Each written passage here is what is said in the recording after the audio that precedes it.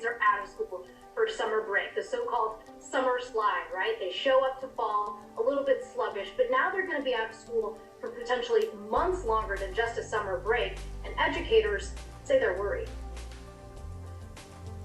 I'm worried about where they will be, if they're going to be at the level they should be at when they get back into school next year. I do think the learning loss is huge.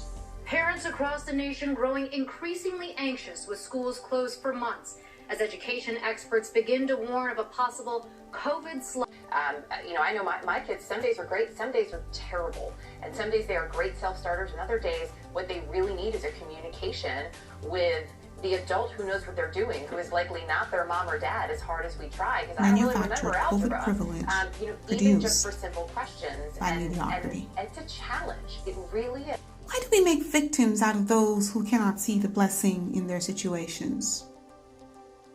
If you find yourself in the category of victim cursed to be working from home with a guaranteed paycheck and have the nerve to be doing the bare minimum because you're not explicitly being asked to do more, shame on you for not doing your job with fidelity in defying their low expectations.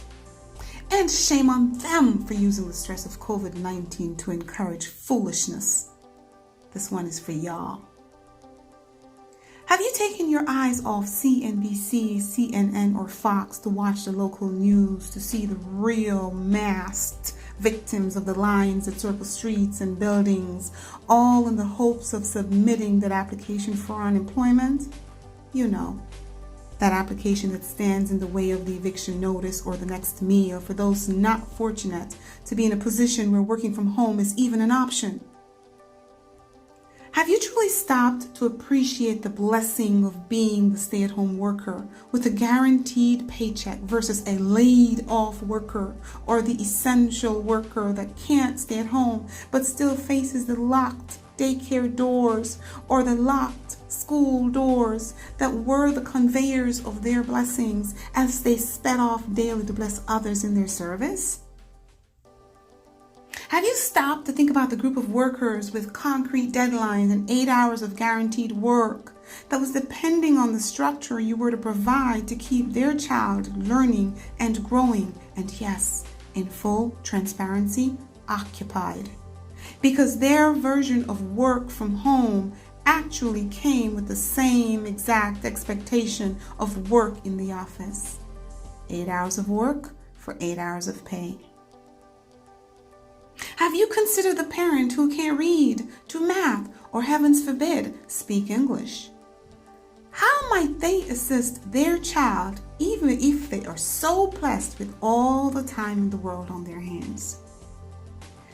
Have you considered how behind your students will be missing 6 months of your authentic instruction when, let's face the facts, it's been near impossible in the past to show a year's worth of growth even with a year's worth of instruction.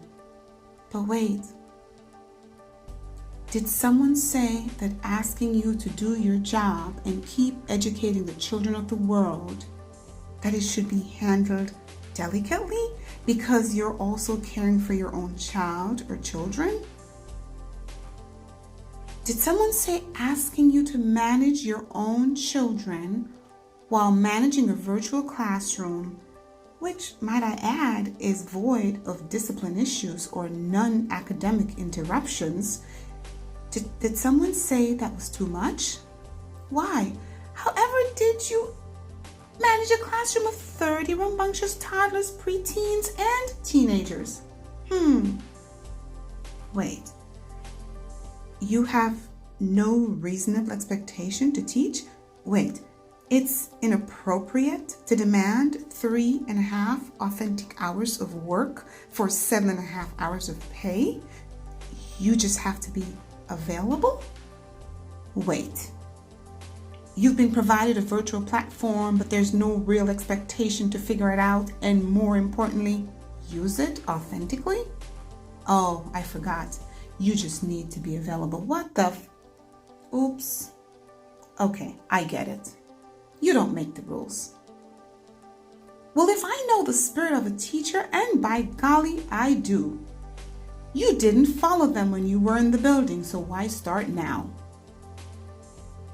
But then again, perhaps school should just do what the rest of the world is doing.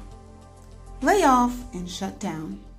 Conserve our resources, as we don't know how long this might last. But no worries. I'm sure you'll be rehired when the world reopens. But then again, if students don't need teachers now, why would they need them then? Let me stop. Too much rain, so here's some sunshine. Certainly, this time will allow you the opportunity to care for your now homebound students, children. And best of all, you can do it with fidelity and void of disruption. That is what the rest of the world is doing. Why then should you be the employed and privileged?